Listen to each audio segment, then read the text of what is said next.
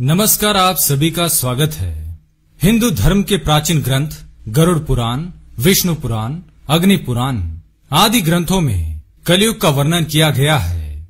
कलयुग में स्त्री और पुरुष का व्यवहार कैसा होगा, इसका विस्तार से वर्णन मिलता है। आज का मनुष्य यदि इन ग्रंथों में किए हुए कलयुग के वर्णन को पढ़ेगा तो वह भयभीत हो जाएगा। कलयुग का जो वर्णन भगवान श्री कृष्ण ने हजारों वर्षों पहले किया है, यदि आज के समय में देखेंगे तो एक एक शब्द सच साबित हो रहा है। जैसा कलयुग के बारे में कहा गया है वह पूरा का पूरा सच है। स्त्रियों के विषय में जो भी बातें कही गई है उनका एक एक शब्द सच होता दिखाई दे रहा है। आज हम आपको भगवान श्री कृष्ण द्वारा वर्णित कलयुग के बारे में बताने जा रहे हैं। गरुड़ जी द्वारा पूछे जाने पर भगवान श्री कृष्ण ने उन्हें कलयुग की भयावहता का वर्णन किया है। श्री कृष्ण कहते हैं, सतयुग, त्रेतायुग, द्वापर युग और कलयुग, ये 4 युग है। इन चारों युगों में कलयुग सबसे छोटा और सबसे भयंकर है। कलयुग ही सबसे दुखदायक है। कलयुग में पाप जब उसके अंतिम चरम पर होगा, धर्म का संपूर्ण नाश हो जाएगा, तभी भयंकर प्रलय से इस सृष्टि का विनाश होगा। भगवान श्री कृष्ण ने कलयुग में स्त्री और पुरुष कैसे होंगे, उनके कर्म कैसे होंगे, उनका व्यवहार एवं स्वभाव कैसा होगा, इसके बारे में बताया है। आइए आपको संक्षिप्त में बताते हैं पुराणों में कलयुग का वर्णन किस प्रकार से किया है। सबसे पहली बात, बलवान पुरुष ही सबका स्वामी होगा। गरुड़ पुराण के अनुसार चाहे वह किसी भी कुल में जन्मा क्यों न हो, जो बलवान होगा वही सभी का स्वामी होगा। वह सभी वर्णों से कन्या ग्रहण करेगा। दूसरी बात, कलयुग में जिस भी व्यक्ति के मुख से जो कुछ भी निकल जाएगा उसे ही शास्त्र समझा जाएगा। कलयुग में ढोंग और पाखंड उसके अंतिम चरम पर होगा।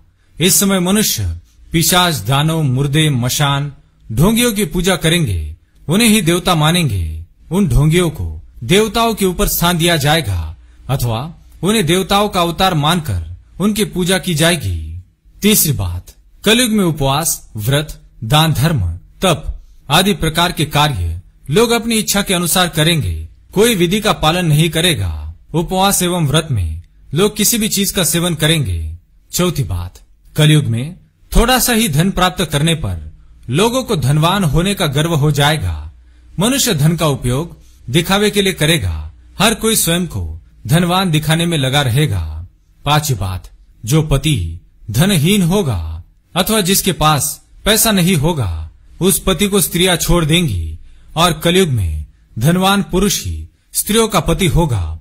जो मनुष्य अधिक धन कमाएगा वही स्त्रियों का स्वामी होगा। छठी बात, कलयुग में मनुष्य केवल दूध के लिए गाय को पालेगा, लेकिन गाय की कभी सेवा एवं पूजा नहीं करेगा। सातवीं बात, कलयुग में मनुष्यों का सारा धन घर बनाने में ही खर्च हो जाएगा। वह दान धर्म कभी नहीं करेगा। प्रत्येक मनुष्य की बुद्धि केवल धन कमाने में लगी रहेगी। वह ईश्वर में अपना मन कभी नहीं लगाएगा।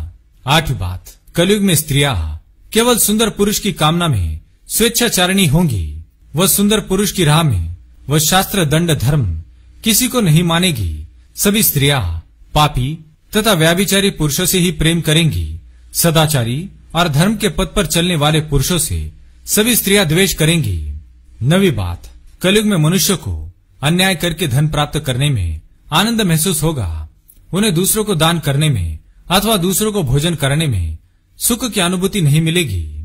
10वीं बात, कलयुग में मनुष्य एक एक दमड़ी के लिए स्वार्थ करेंगे, किसी को एक दमड़ी की भी सहायता नहीं करेंगे।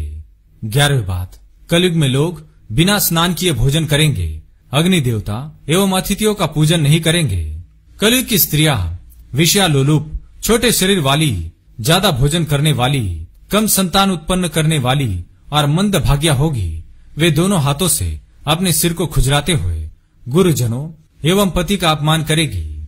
कलयुग की महिलाएं अपना ही पेट पालने में तत्पर तथा गंदा रहने वाली, कड़वी वाणी बोलने वाली और झूठ बोलने वाली होगी। कलयुग की स्त्रियां दुराचारी पुरुषों की इच्छा रखने वाली और पराये पुरुषों के साथ स्वच्छंद होकर विहार करेंगी। कलयुग में योग, तपस्या और सात्विक भोजन के अभाव से लोग छोटी आयु में ही मृत्यु को प्राप्त करेंगे। कलयुग का अंत समय निकट आने पर महिलाएं 7-8 वर्ष की आयु में ही गर्भवती बनेगी और 12 वर्ष की आयु में ही उनके बाल पक जाएंगे। कोई भी मनुष्य 20 वर्ष से अधिक जीवित नहीं बच पाएगा। जब अल्पवृष्टि होने लगे, सभी खेत अनाज उत्पन्न नहीं कर पाएंगे। सूर्य अधिक तप्त और उष्ण होंगे। सभी फल रस से रहित होंगे और हर तरफ केवल शमी के पेड़ ही दिखाई देंगे। तो समझ लेना चाहिए कि अब कलयुग का अंत निकट आ चुका है। तो दोस्तों, इस प्रकार से हमारे पुराणों में कलयुग का वर्णन किया है। क्या आपको लगता है आज के समय में बिल्कुल ऐसा ही हो रहा है? तो कमेंट में जय श्री कृष्ण अवश्य लिखें। साथ ही चैनल को सब्सक्राइब करें। धन्यवाद।